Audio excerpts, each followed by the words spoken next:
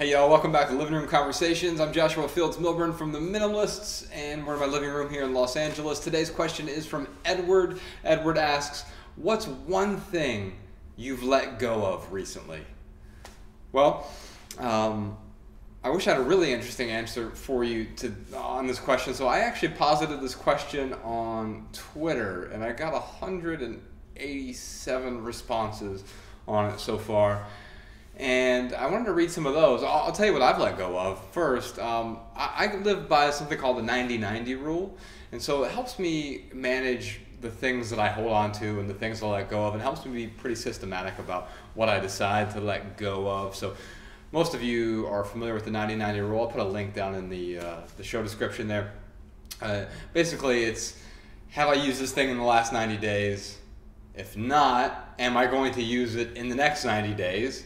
And then if not, I give myself permission to let go of it. Now, there are obvious exceptions to this. We can all find exceptions to this rule, but this tends to cover most seasons, right? A full 6-month period tends to cover the hot and the cold seasons, right? If it's June right now, I can look back 3 months and say, okay, when it was winter, I was using this thing, or I'm going to use this 3 months from now.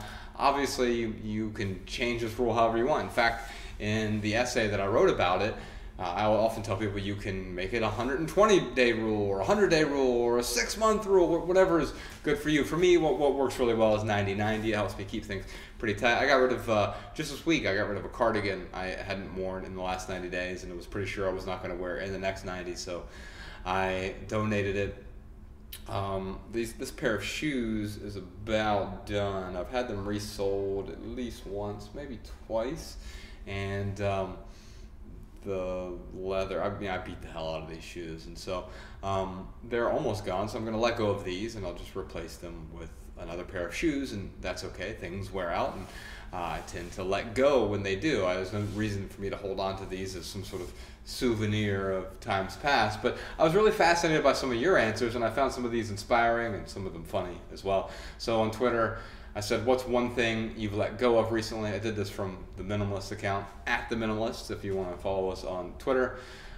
Jerry said 7 suits, 15 shirts, 4 athletic warm-up suits, and 15 pairs of pants. Isn't it amazing how many pairs of pants that we hold on to? I got rid of a pair of pants recently too, with the 90-90 rule. There was a pair of pants I actually wore for the filming. We taped our next documentary is coming out hopefully at the end of this year, and we taped the talk part of it in this abandoned warehouse, and we invited 600 people to come out and sort of give this talk in front of them. It was 2 different audiences, 300 and 300, and I wore a particular pair of pants and a dress shirt. It was actually this dress shirt right here, and I don't wear those pants very often. I got them specifically for that special that we were filming, and they didn't fit me perfectly for everyday use. They looked good for what I was trying to accomplish there. I have a pair of pants that was somewhat dressy but also somewhat casual, and they worked really well. But I just found that I wasn't like compelled to wear them repeatedly, and that's unfortunate. I tend to buy things that I want to continue to wear. Like, you want to feel good in what you're wearing, right? And I didn't feel good about these. These were sort of this aspirational thing.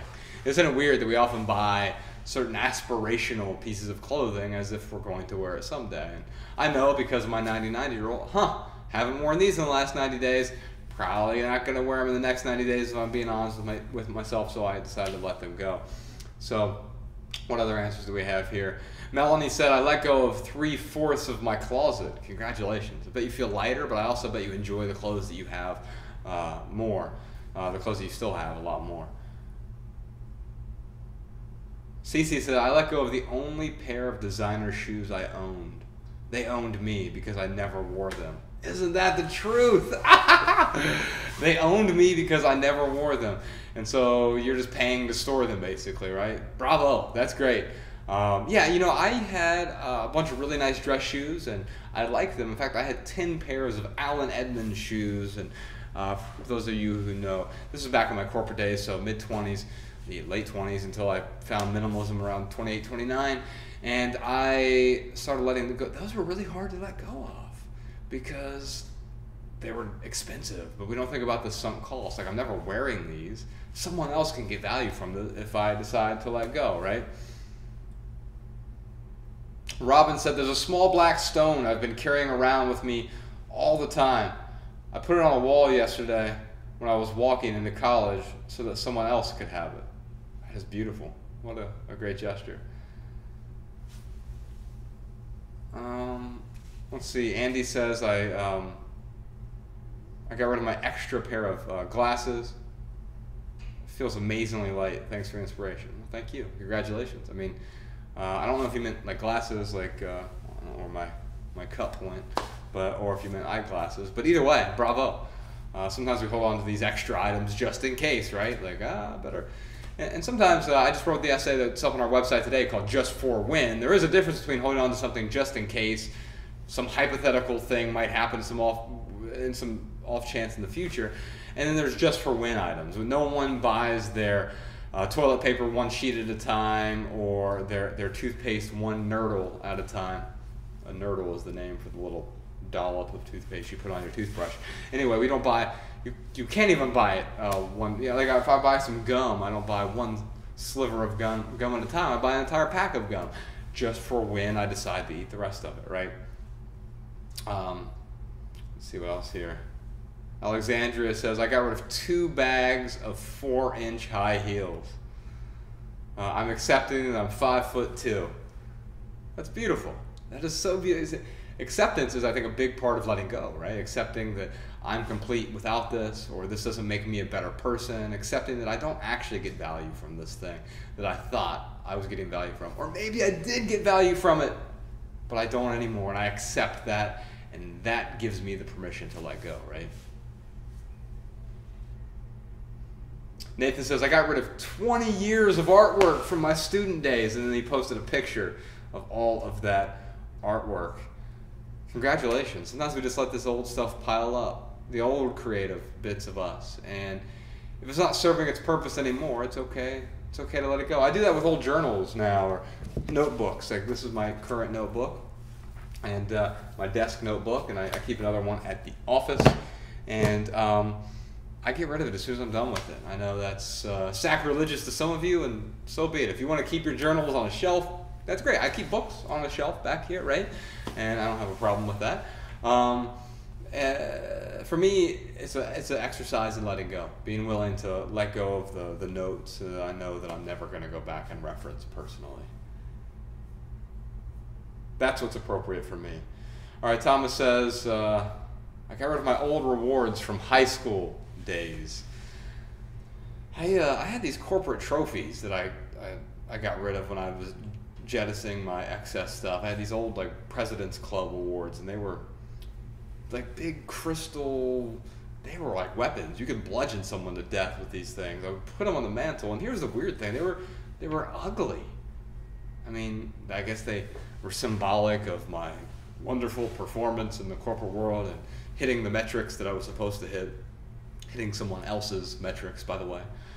They weren't metrics for my own happiness, fulfillment, satisfaction, contentment.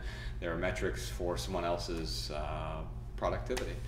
And while I achieved in one sense, like, it didn't feel like much of an achievement. It felt like a tether more than anything. And it felt good to let go of those. Whoa! Amcharit says, I let go of half my clothes and a toxic relationship. Isn't that one of the hardest things to let go of? A relationship in our lives. But I can tell you, I mean, there's an old adage that you are the 5 people you surround yourself with. And that's true. But really, you're an amalgam of the people that are in your life. It's the people you spend the most time with. And by getting rid of the toxic relationships in our lives, distancing ourselves from those people, loving people from a distance sometimes, if you have to, that's the way. That's going to permit you to grow. Otherwise, you're going to feel confined. If you're confined in a small enough space, then of course you can't grow. And toxic relationships can certainly do that to you for sure. Demarius said, I let go of 3 trash bags full of stuff in my closet and 2 more bags, stuff in my closet and 2 more bags from the other closet. I used to have a walk-in closet and then another closet It was sort of a non-walk-in closet full of a bunch of clothes I didn't wear. Mark said, 90% of my personal belongings. Bravo, Mark. Congratulations. He said it gives me so much more freedom to enjoy what really matters. He posted this picture of a beautiful waterfall. Bravo. There's a bunch of other good ones here. Addictions to food and cigarettes and some weight from Aaron. Bravo, Aaron. I let go of my anger from Trav. Woo! That's a hard one, isn't it? Letting go of our anger. Kiki let go of trying to stay in control of things. There's a picture from Andrea. She just said shoes, and there was like an entire room full of shoes. I'll tell you what, I'm going to put a link to this tweet so you can check out everyone else's responses. But answer this question for me in the comments below. What have you let go of recently? I'd love to hear about it. I'd love to take a look. And also, if you have another question for Living Room Conversations, you can leave that in the comments below as well. If you like these answers, subscribe. I will see you tomorrow, yo.